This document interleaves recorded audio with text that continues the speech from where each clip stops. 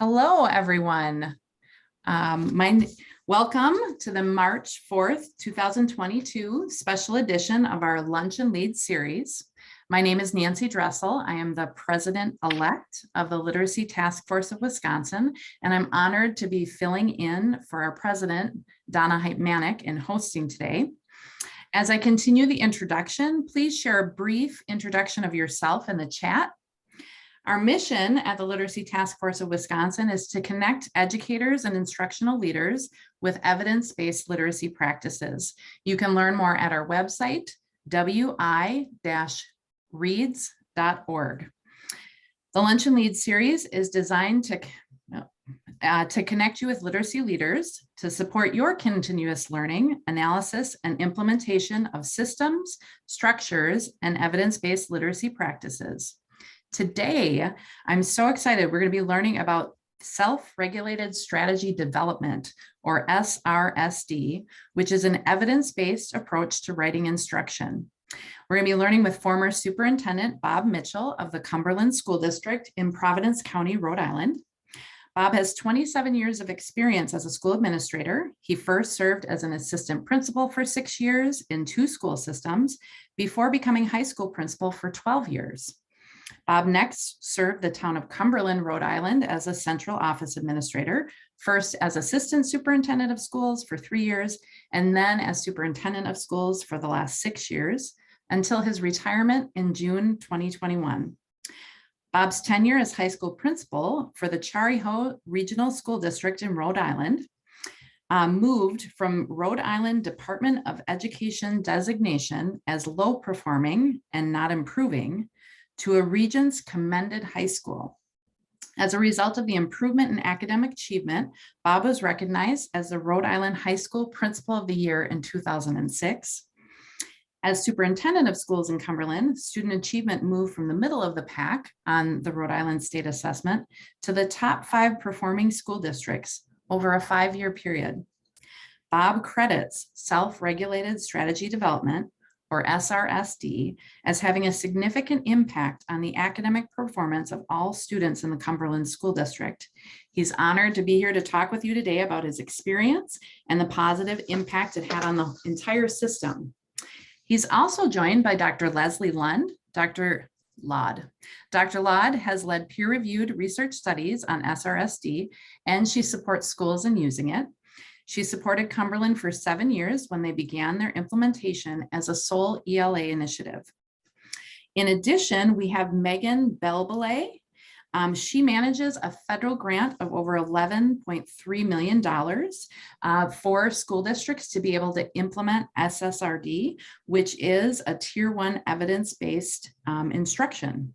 And both Dr. Laud and Meghan will be sharing more about that. Please check that your microphone is muted. Because this is a special edition of the Lunch and Lead, we're able to extend the discussion a bit longer today than our typical 30-minute time frame. If you need to exit at the typical time, the video will be available on our YouTube channel and also will be posted on Facebook and on our website. I'll be monitoring the chat, so please share any questions you have in there, and we'll do our best to make sure they get asked. And I'll turn it over to you, Bob. Thank you. Well, thank you, Nancy. Let me first say that it is an honor, as Nancy said in my introduction, for me to be here with all of you today. And it really is a pleasure to be able to talk about SRSD. But before I talk about self-regulated strategy development and the impact that it had on the Cumberland School District, I just want to, let you all know, as Nancy said, I retired in June. And the last year and a half of my career as a superintendent were probably the most challenging that I have faced as an administrator. And, I've had an opportunity to talk to many of my colleagues, and everybody that I talk to, and I know that I'm preaching to the choir here, but everybody that I talk to is saying that this year is even more difficult.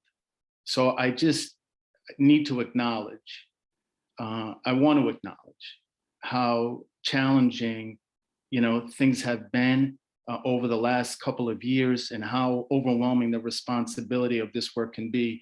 It's overwhelming even when things are going well.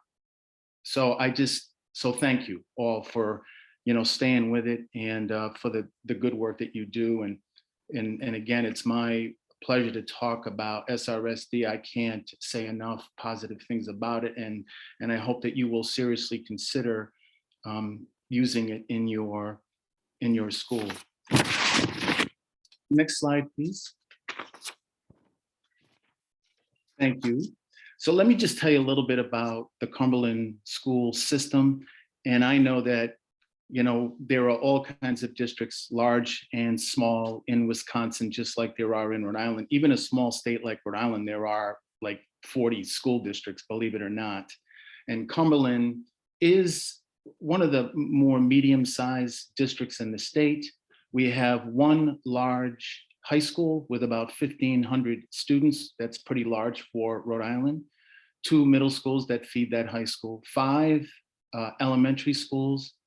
And when I was an assistant superintendent, 3 of those elementary schools were Title I schools. So we had a significant population of students eligible for free and reduced lunch. As I mentioned, the high school is one of the largest in Rhode Island, and we also had one preschool. Next slide, please. Oh, and there are over 4,600 students in Cumberland. And this is, believe it or not, and I'll be able to talk a little bit more about this later, but it is significant. It was significant for us when we decided to implement SRSD in our school system. We spend less per pupil than any other district in the state of Rhode Island. And we spend significantly less. In fact, when I was superintendent, on average, we spent $3,000 less than the state average per pupil. And when you have 4,600 students, 4,600 times 3,000 just to get to the state average, that's a lot of money. And we could have done a lot with that, but we did a lot without having that money. So I just wanted to give you some sense of how the district is funded in comparison to other districts in the state. Thank you. So I want to talk a little bit about Cumberland, and just, I'm not going to do a deep dive into the data, but I do think it's important for you all to know, where we started and where we are now. We're going to talk about the 5 big ideas, those essential components in making SRSD work in our district. Leslie, Dr. Laud will talk about the science of reading and writing evidence-based, which is really critical to us. We wanted to utilize an evidence-based program, a program that we knew would work if we did it with fidelity. She'll talk in great detail about that, and we'll answer any questions as best we can as we go through this presentation.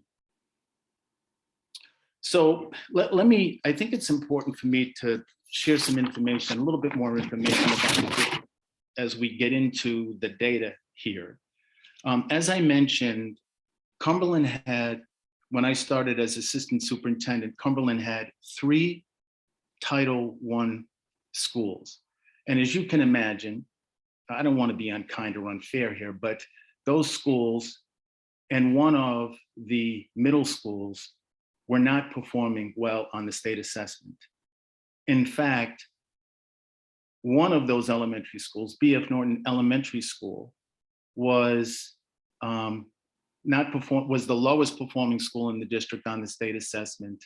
And it was, in fact, one of the lowest performing elementary schools in the state. So we had a responsibility, I felt, as a central office administrator, I would have felt the same way as a building administrator, that we had a responsibility to take some action. So we began doing some research. And one of the things that we learned about was SRSD. We felt strongly that we needed to not only improve the performance of students, but we needed students to be proficient on those standards that the experts have determined that students need to know and be able to do to be successful not only as they continue on in their schooling, but to be successful in life.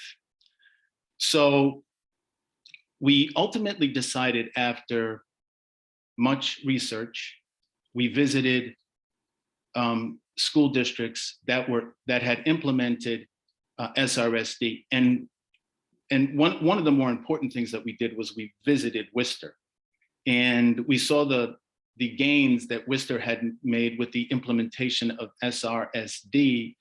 And we made a decision at that point that we needed to do it.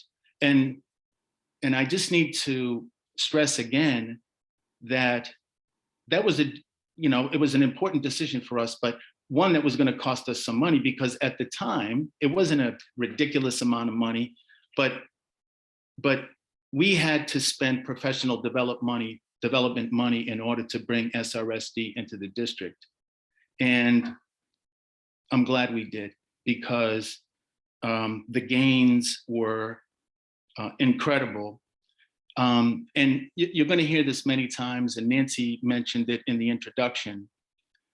Within a 5 or 6 year period, we moved from the middle of the pack in our performance on the state assessment, which was like 15th or 16th or so in the state, to a top 5 performing district.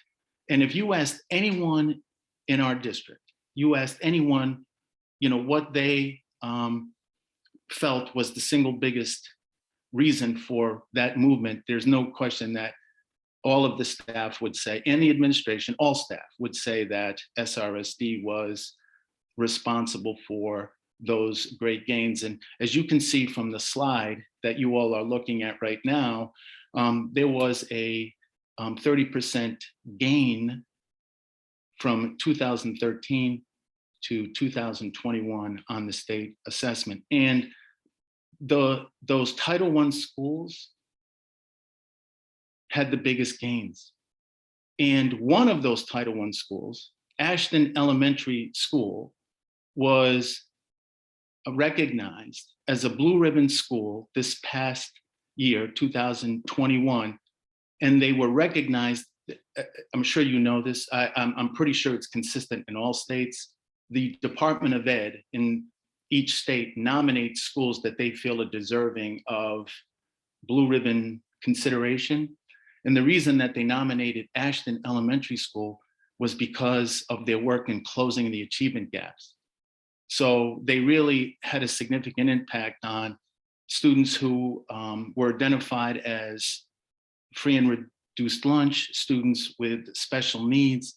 They really did some excellent work there. And as a result, for their improvement and their focus on those particular subgroups, they were recognized as a blue ribbon school. So we were really proud of that. And if you were to contact the principal of that school and ask her,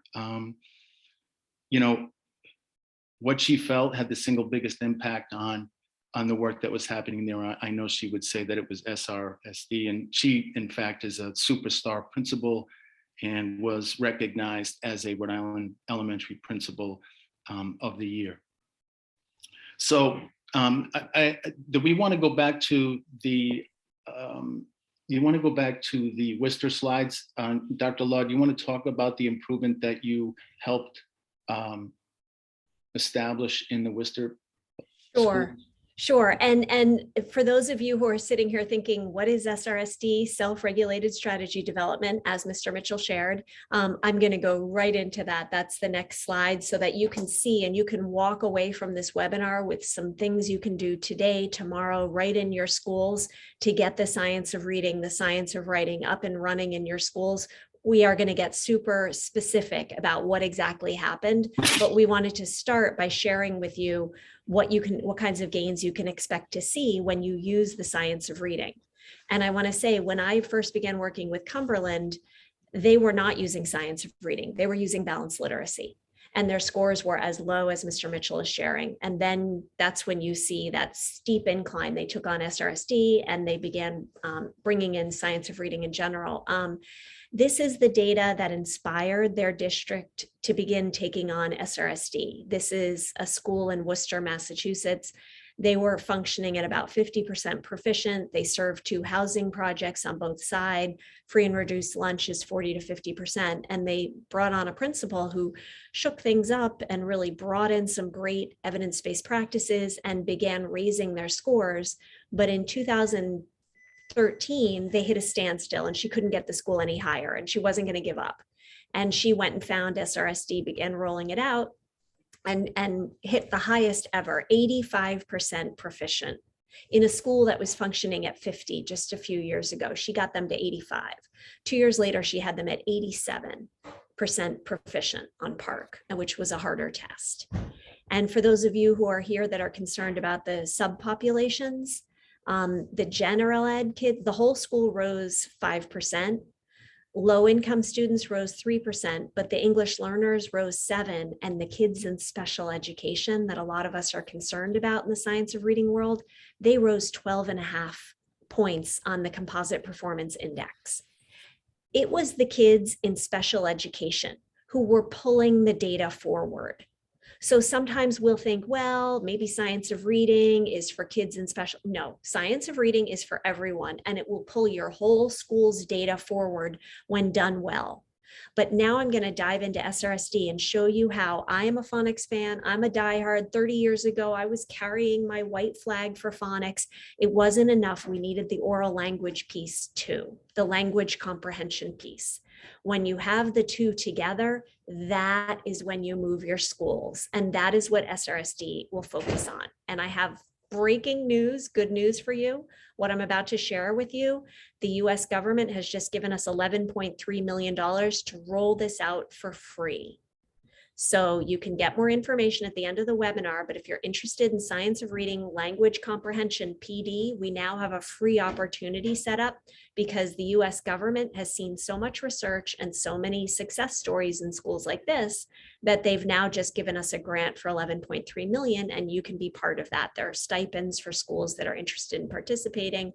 We'll go into all of that. But I do want to point something out. Sometimes you come to these webinars and you hear this great story, and Mr. Mitchell is an amazing leader, without a doubt. But I want to show you something. This is not an isolated experience. When we talk about SRSD, these are the 25 schools and districts that we worked with before getting this grant. This is their year 1 ELA scores in light blue. And here's year 2. Every single school that takes on this approach sees gains in their ELA outcomes. Every single one. So it's not that we just have one lucky story, charismatic, great leader. Yes, we had that. That was critical, but it was also the toolkit in the hands, and it's replicable. It's codifiable. We can show you how to get these gains in your school, and we have with 25 schools and districts. So first, the 3 pillars of literacy. What do we need to make the kinds of changes you've just seen? We need the what. We need high quality materials. We need good, solid curricula that's rigorous, that balances literature with information and knowledge building, all that good stuff. We definitely need that. But here's the missing piece. We need the how. We need the explicit instruction, steps, tools, and modeling that build self-instruction, transparency and expectations, formative assessment. We need the how, the instructional pedagogical piece. Not enough to put curriculum. Imagine a substitute teacher. You can put the best curriculum in the world in the hands of teachers. Doesn't mean the lessons are going to be taught well. Teachers also need the pedagogy piece. And the pedagogy piece is explicit, systematic, deliberate instruction with scaffolds, with reading strategies are very powerful for building knowledge. And a formative assessment piece where kids are self-scoring. So that's the how, and that's the missing piece that I think when we bring in a new curriculum with a lot of fanfare, we don't give enough attention to how it's going to be delivered to the pedagogy. And then finally, systems and structures. And I want to say that Cumberland had done some work with MTSS, RTI before they took on SRSD, and that work was important. So it's the what, the curriculum, the how we're teaching it, and then the systems and structures. And I want to just give a quick shout out to Brent Conway from Pentucket, Massachusetts, who articulated that clearly and beautifully to me recently. And now Mr. Mitchell is going to speak about the 5 big ideas. Well, these were the things really that guided our work in Cumberland. And there's no question in my mind that any school or district that makes a decision to implement SRSD they will see significant gains in student performance. And you know, I say this all the time, it's not just about scores on state assessments. It is providing students with the skills that they're going to need and they can utilize for the rest of their lives. That to me is not that, you know, state assessment scores aren't important, but what they learn through this process to me is a gift, really. So leadership is key. So a program in and of itself, rolling it out and, you know, telling everyone to, you know, go to it is not going to significantly impact, I don't think, the performance of students and staff, because staff is critical here because they're learning a system of writing for the first time. So I, as the superintendent, felt it was important to publicly support SRSD whenever I could. And, you know, one of the most important things I learned when I was working on my certification to become an administrator, I wanted to learn from leaders that had been highly successful, that had turned schools around. And one of the top 3 characteristics of effective leaders is visibility. Visibility. You don't, even if you don't know what the heck you're doing, if you show up and lend support to students and staff and visit classrooms, those kinds of things, and attend professional development sessions, then that really sends a clear message. So we made it perfectly clear that SRSD was something that the district was going to embrace. We decided to pilot it in the lowest performing school. And coincidentally, the lowest performing school had just hired a new principal who eventually went on to become the assistant superintendent of schools, Tony Damana. He was the principal of B.F. Norton Elementary School, and he had a reading specialist by the name of Deb Rude. And the truth is, they're both superstars. So I had total confidence that they would do a great job of leading the implementation of SRSD in their school. And I asked Nancy this before we met with all of you, if Todd Whitaker was from Wisconsin. I thought that he was, but one of the things that I learned from Todd Whitaker is this: if you want to move a school, you have to focus on the superstars, because they're the ones that are gonna make a difference. And Tony Damana, one of the best instructional leaders that I have ever worked with, Deb Rude, one of the best instructional leaders that I've ever worked with, they led the charge at BF Norton. And because of the significant gains that were made at BF Norton, the lowest performing elementary school in the district, all of the other schools said, we want to do that. So, which is understandable. I would say that the biggest challenge that we had was finding the time to provide the professional development that everyone needed to learn this process. And, you know, that's what administrators do, not just administrators, but in collaboration with teachers. You know, how do you find the time to provide the significant amount of professional development needed to change a person's practice? So we were able to figure that out. Teachers met on a regular basis, and it was really impressive how the whole thing took off, because there was lots and lots of professional collaboration around practice, and it was a really wonderful thing to see. So at the time, we would pull teachers by grade, and we used subs to cover for those teachers. And I know one of the biggest challenges that you all are faced with today is getting substitutes. So, that's one of those things that, everyone is going to have to figure out. And most importantly, I think, and for me, I'm the sort of person that when I am convinced that something will work, I'm in. And I preach that every step of the way. It became one of our goals as a district, the implementation of SRSD. And once we had the success at that elementary school, BF Norton Elementary School, it really just took off, because when people see success, they want to be a part of it. So, and I'm also a firm believer in not making things overly complicated. So this is, I think, a nice version of KISS, keep it simple, Sherlock. I believe keep it simple, stupid. So I think we have a tendency at times to make things a little more complicated than they need to be. But those were the 5 big things that drove our work in Cumberland. Dr. Laud. Sure. And I know that we're running short on time, so I'll just give you a brief overview. But as Cumberland was looking for what to do next to bring up its proficiency rates in ELA, they went and looked through research studies, what is the most powerful research showing, and then they went and visited schools. And what they found is that SRSD is really the only approach to teaching writing, and particularly writing to sources, writing in a way that builds knowledge, that has an evidence base behind it. And not only does it have an evidence base, that evidence base puts it at the highest tier of ESSA backed.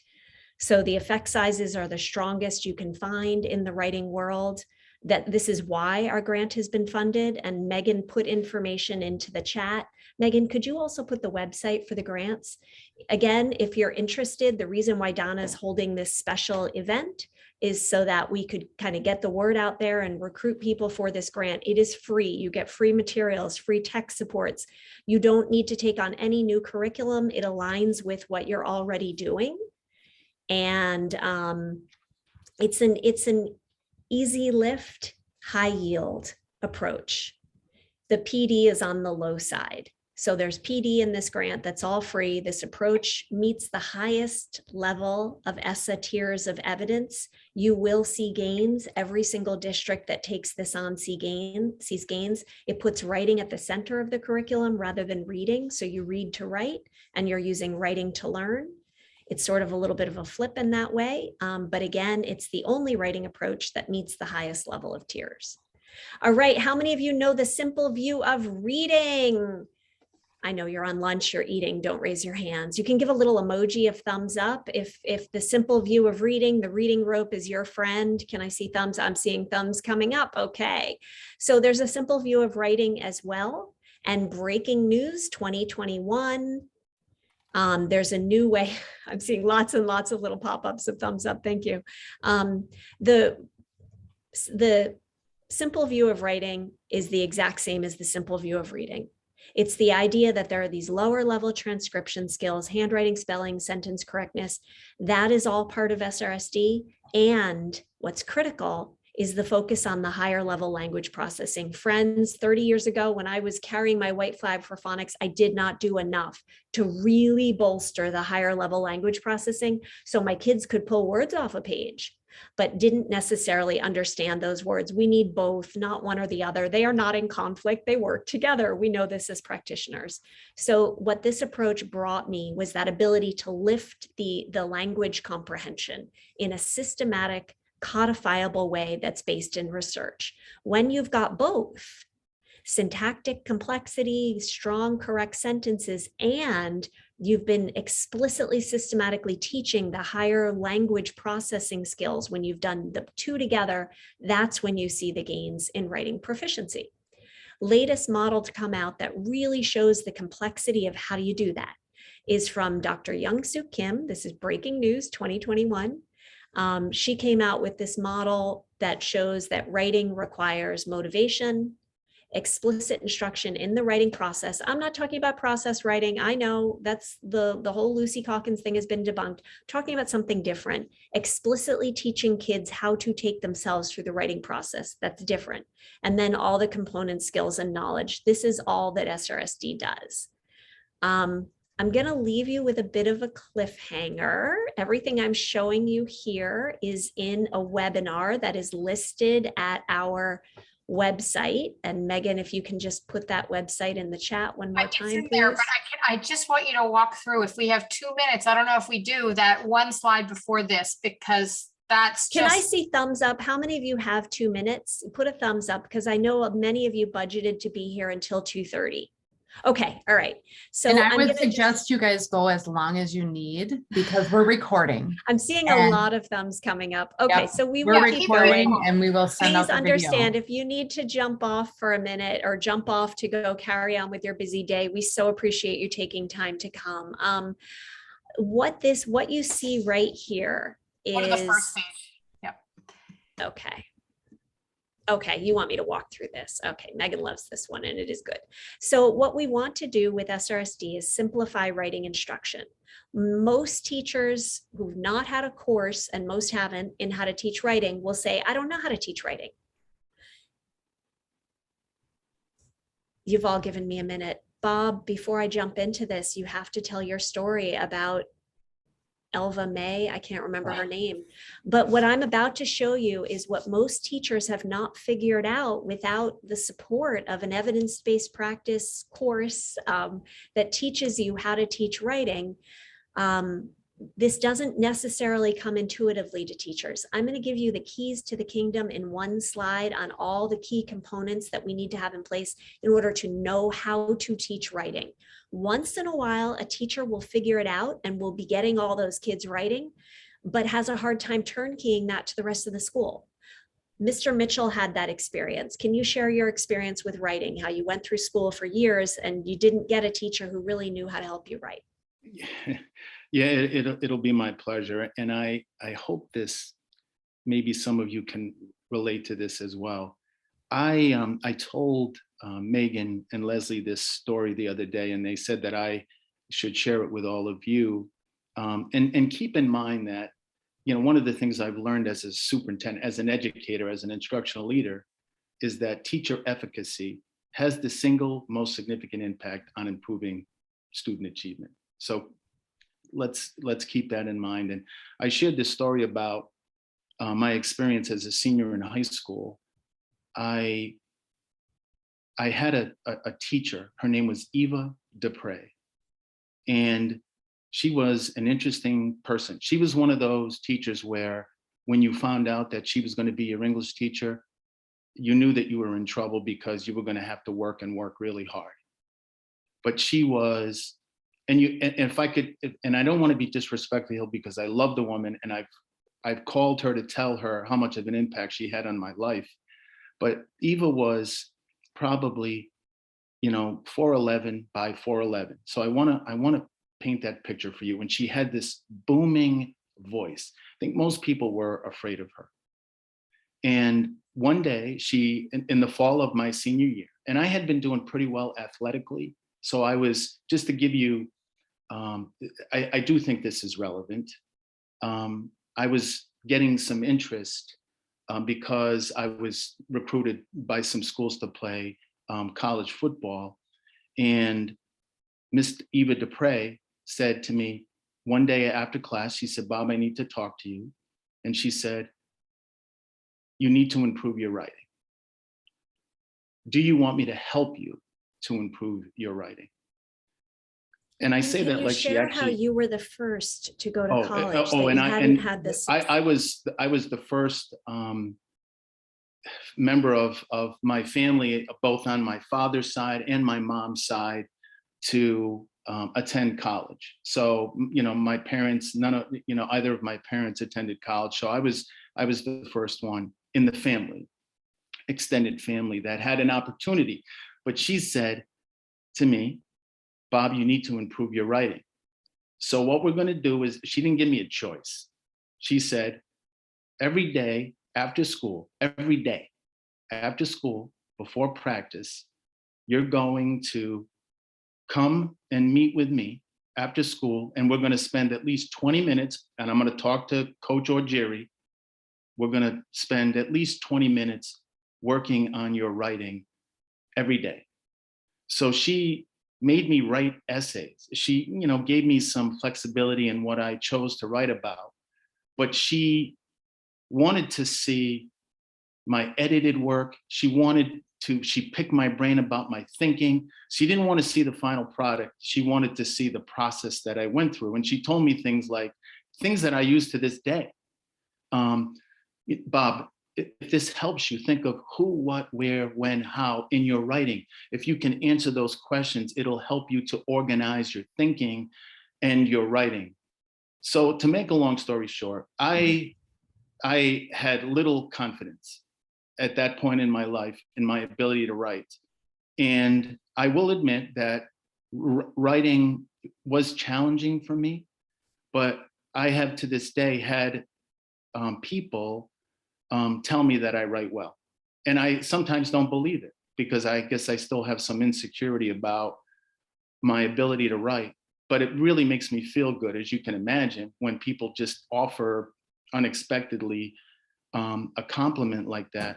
But I don't want to be overly dramatic here. But if were it not for Eva Dupre, I'm not so sure that I'd be here talking to all of you today. She changed my life, and she didn't give me a choice. That's So beautiful. So just getting back to this efficacy issue, the SRSD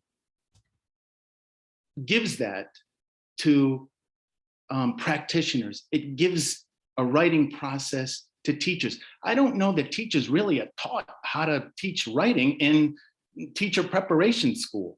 So so when you think about it, we had a whole system, grades 3 through 8, that were teaching SRSD. 8 schools were teaching SRSD. So all of those kids benefited from that. So that's just, I just thought it was important for you all to, to hear my story and why writing is so important to me. So thank you for letting me share that.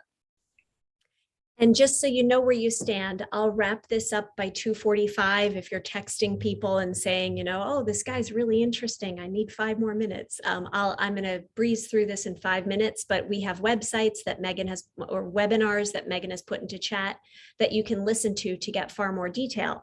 But as we listened to Mr. Mitchell's story yesterday and teased it out, we thought she was using SRSD. She had figured out the big ideas, give you tools, who, what, when, where, formative assessment, do it again, get some feedback. And so I'll show you now the big principles of SRSD. The first is most writing programs, even in the great core programs like ReadyGen or Open Court or the Pearson products, writing is pine needles. It's scattered all through the curriculum. There's verbs in September, then there's introduce revision in October, and there isn't a clear framework. What SRSD does is it gives teachers a clear framework. It gives the forest for the trees, and it is comprehensive. So that's one of the first differences between traditional writing programs and SRSD. The next is in traditional writing programs, writing is assigned. In SRSD, writing is taught. The higher and the lower order thinking processes and skills, sentences, higher order thinking, how to write a thesis, how to pick your best ending, it's all explicitly taught. In traditional writing, writing is ad hoc. There may not be a rhyme or reason to the list of sentence skills we teach. Well, here's a good one, here's a good one. There's no real rhyme or reason or developmental progression. And it differs across schools, and all the schools are using different language, different mnemonics. With SRSD, the whole school gets a cohesive framework, and the language, same language is used across all classrooms, so everybody's on the same page. Imagine, given how hard writing is, a child going up through the grades, getting a different approach to writing, different language, different scaffolds every year. What SRSD does is it gives very flexible tools. Teachers love it. They find it really joyful and clear, and they make it their own. And it unifies the school. In traditional writing instruction, feedback might be given on an essay 2-3 times a year. With SRSD, kids are doing short writes, couple of sentences, but they must be writing at the connected text. There's been debate. Do we work on just sentences? Do we work on connected? That's been all solved in 2021 and 2022 with the latest research coming out saying clearly connected text wins, but short.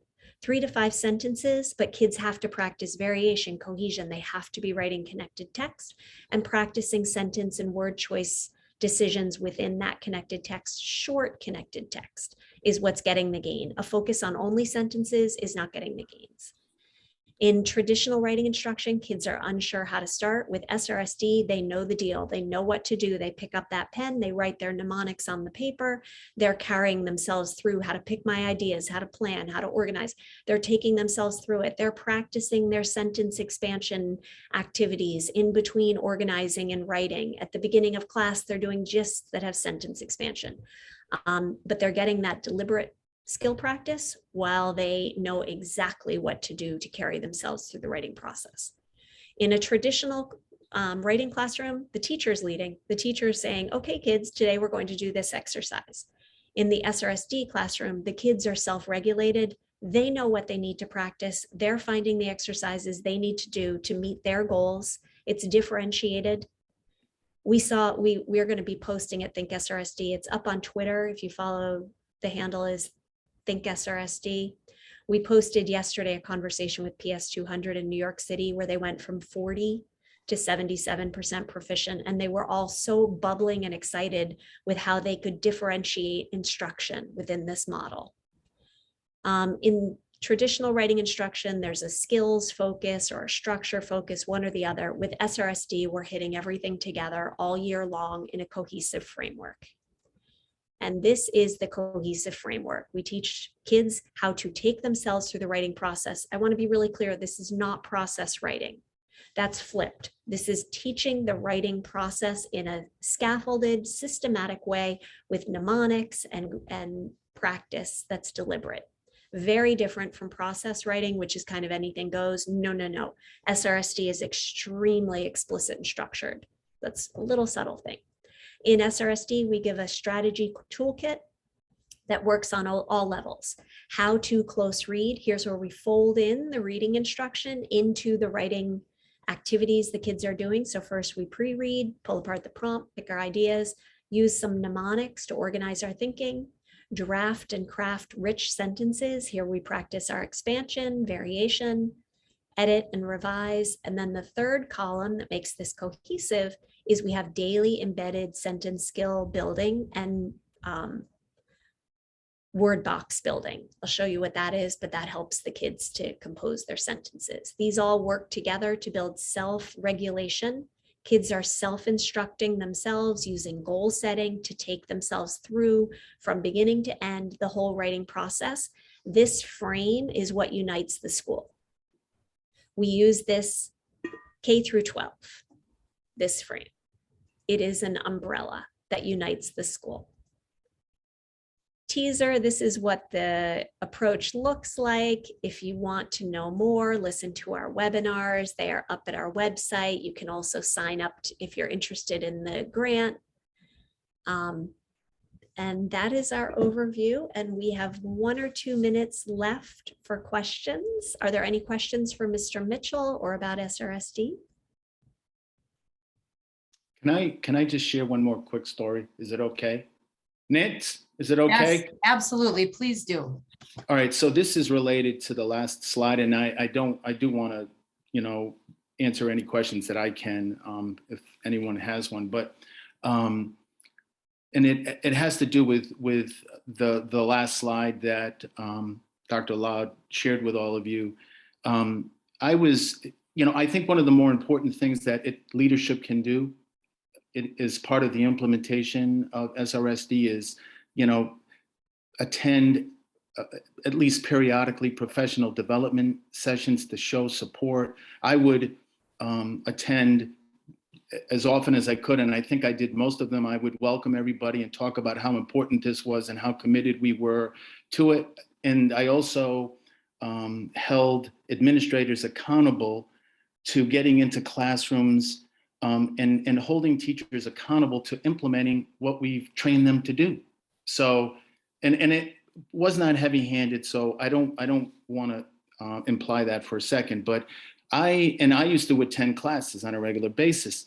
I had mentioned BF Norton a couple of times, and I loved visiting that school because those teachers were just amazing in helping those students who, you know, many of them living in poverty. It was just a special place. And I walked into a 5th grade class, and you know, this is self-regulated strategy development. So there are times when students are going to struggle with a task that they've been asked to do.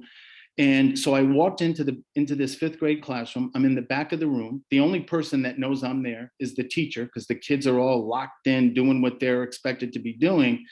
And it was clear that they were struggling with a task. And one of the things I've learned as an evaluator of staff is that silence, people aren't comfortable with that. But in this particular case, that's part of the process. You got to let kids struggle a little bit. And it was clear that they were struggling. And then all of a sudden, this little boy raises his hand.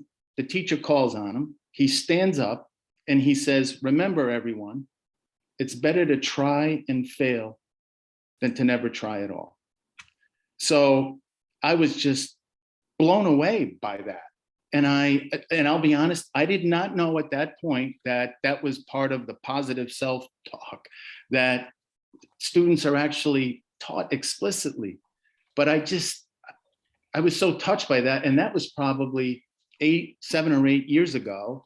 And, you know, I've used it in some of the speeches that I've had to give since that time. But that was just such a powerful thing to me. And I said, "What the heck was that?" And the teacher said, "Bob, that was positive self-talk. We teach them that." So it's just Can I add something to that too, which is, I love the positive self-talk, but I also want to emphasize, like Bob has said, it's combined with the tools. So we're not just telling the kids, "Oh, think positively." We're saying to them, go back to that tool that you were given in the process and double click on that. And that's what I want you to work on. So they get the talk with the tool, and the teachers get that too. By the way, this is what Bob said earlier. It's about providing teacher efficacy as well, because the teachers are fantastic, but sometimes it can be overwhelming to know where in the process, when you've got 20 children you're trying to write, and there's all these different levels going on, the higher order and the syntax. So this really helps the teachers identify where in the process they want to work on a given time, because they go through all the assessments, and then it directs them to it. And then it allows them to say to the child, "You've been given a tool for that. Why don't you try on your own?" And the child learns to be resourceful. And then the teachers are allowed to do their thing and dig deep where they need to. I don't know, Bob, if that's, I think one of the key things that you've kind of combines what you've been saying. Yeah. There's no question. Yeah. So I just want to thank you all. Your time is so valued, and you've all stayed on for some extra time, which is so appreciated. If there are any more questions, feel free to put them into chat. And I just wanted to Nancy? highlight, there were a couple of questions that were asked in the chat about the research behind SRSD.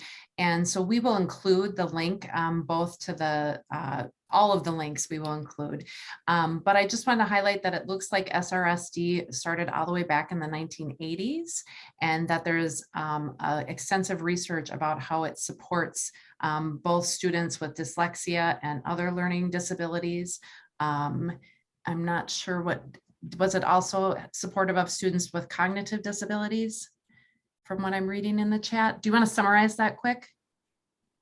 I know of studies with learning disabilities. I will look up intellectual disabilities. I have used it with such students. I don't know which programs are validated with these students. I would imagine it's your best bet based on the research that is there.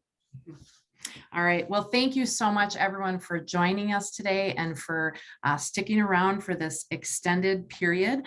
Please mark your calendar for the next Lunch and Lead on March 25th at 1 o'clock Central Time. We'll be having Dawn Burkhart, the Associate Director for the AIM Institute for Learning and Research. And again, this video will be available on the YouTube channel, on Facebook, and on our website. And we will be sure to include the links and the contact information in the email also, to make sure that you have full advantage to continue learning about this and consider maybe applying for a grant. Thank you so much for attending today. Nancy, thanks for hosting. Yes, Absolutely. Thank you, Nancy. Thank you. Thanks, everyone. everybody. It was a pleasure.